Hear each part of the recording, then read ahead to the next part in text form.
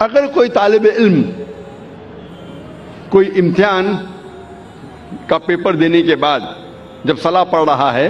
تو صلاح میں وہ سوچیں گا سوال نمبر 2 کا جواب میں نے ایسے کیوں دیا، اگر ویسے دیتا تھا تو اچھا ہوتا۔ وہ عورت سوچیں گی کہ میرے شوہر کے لیے آج میں کیا پکاؤں، چکن بریانی یا مٹن پلاؤ۔ یہ سلام میں ہی سب ہمیں خیال آتا ہے۔ وہ بزنس مین سوچے گا، تاجر سوچے گا کیا میں کس کا دھندا کروں، کون سے تجارت میں مجھے زیادہ فائدہ ہے۔ تو سلام میں ہمارا ذہن بھٹکتے رہتا ہے، اور یہ عام بات ہے، بھٹکنا چاہیے نہیں لیکن بھٹکتا ہے۔ کیوں؟ کیونکہ اکثر ہم مسلمان 80% سے زیادہ مسلمان ہم عربی نہیں جانتے، اور جب ہم صلاح میں جو آیتیں پڑھتے ہیں قرآن مجید کی، مثال کے طور پہ سورہ فاتحہ پڑھنا فرض ہے، ہم جب سورہ فاتحہ پڑھتے ہیں ہمیں سورہ فاتحہ اتنے اچھی طریقے سے یاد ہے کہ اگر نیند میں سے ہمیں کوئی اٹھائیں گا 2 بجے رات کو اور کہیں گا سورہ فاتحہ پڑھو تو ہم 100 میل کی رفتار پہ پڑھ سکیں گے، کیونکہ ہمیں سورہ فاتحہ بہت اچھی طریقے سے یاد ہے۔ نیند میں بھی آپ بولیں گے تو ہم 100 میل کی رفتار پہ سورہ فاتحہ پڑھ سکیں گے۔ اور ہمارا ذہن جو اللہ سبحانہ تعالیٰ نے ہمیں دیا ہے، the brain Allah has given us، وہ اتنا پاورفل ہے کہ یہ سورہ فاتحہ ہمارے ذہن کا ایک دم چھوٹا سا حصہ استعمال ہوتا ہے، کیونکہ ہمیں پوری طریقے سے یاد ہے، منہ زبانی یاد ہے، اور ہم 100 میل کی رفتار پہ پڑھ سکتے۔ تو سورہ فاتحہ پڑھنے کے لیے ہمارا بہت چھوٹا سا ذہن،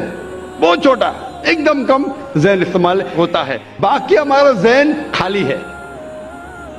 An empty brain is a devil's workshop، یہ انگریزی میں کہاوت ہے کہ خالی دماغ شیطان کا کارخانہ ہے، خالی دماغ شیطان کی فیکٹری ہے۔ اور سائنٹیفکلی ہمارا دماغ خالی کبھی رہ ہی نہیں سکتا، یہ سائنس کے تو کیا کرتا ہے، دماغ بھٹکتا ہے، سوچتے رہتا ہے کیا کروں، کیا پکاؤں، کیسا تجارت کروں، کل کیا کروں، کیا پہنوں۔ تو ذہن کو بھٹکنے سے روکنے کے لیے سب سے بہترین طریقہ ہے کہ اگر ہم عربی زبان نہیں جانتے تو جو ہم عربی آیتیں پڑھ رہے ہیں اس کے ساتھ ساتھ اس کا ترجمہ بھی دہرائیے۔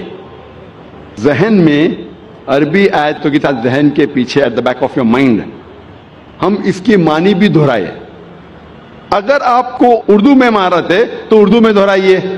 انگریزی میں مہارت ہے تو انگریزی میں دہرائیے، ہندی میں مہارت ہے تو ہندی میں دہرائیے، مراٹھی میں مہارت ہے تو مراٹھی میں دہرائیے، لیکن جو زبان میں آپ کو مہارت ہے اس زبان میں ان آیتوں کا ترجمہ اپنے ذہن کے پیچھے دہرائیے۔ تو اگر ہم ترجمہ یاد کریں گے جو ہم آیتیں پڑھ رہے ہیں، اور جیسے میں نے فرمایا کہ سورہ فاتحہ پڑھنا فرض ہے اور ہم سلام میں پڑھتے الحمدللہ رب العالمین، ساری تعریفیں اللہ کی ہے جو رب ہے سارے عالمین کا، الرحمن الرحیم جو رحمان اور رحیم ہے، مالک یوم الدین جو مالک ہے قیامت کے دن کا، ایاک نعبد و ایاک نستعین ہم تیری عبادت کرتے ہیں اور تجھی سے مانگتے ہیں، اہدنا الصراط المستقیم ہمیں سیدھا راستہ دکھا، صراط الذین انعمت علیہم غیر المغضوب علیہم ولا الضالین، وہ راستہ جن لوگوں پہ تو نے انعام فرمایا اور جو بھٹکے ہوئے نہیں ہیں۔ تو جب ہم سورہ فاتحہ پڑھ رہے ہیں اس کے ساتھ ساتھ اگر ترجمہ دہرائیں گے تو انشاءاللہ